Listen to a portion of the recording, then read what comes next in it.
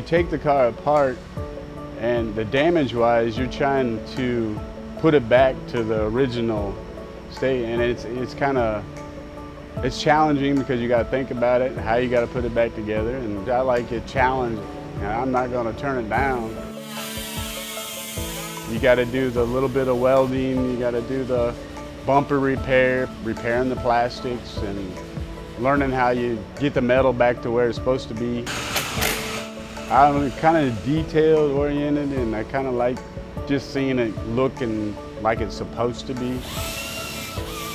Mr. Beckham teaches at Trenholm. He tries to make sure you know what you need to know when you get in that field. It helps you get that starting base, to move forward. As time goes on, then you get a job in the field. That just adds on to the education that you got. I've been here at this body shop for 7 years since I graduated Trenholm. And well, I'm about to pay off a house. I paid off the cars and bought a new car, so I think it's paid off quite a bit.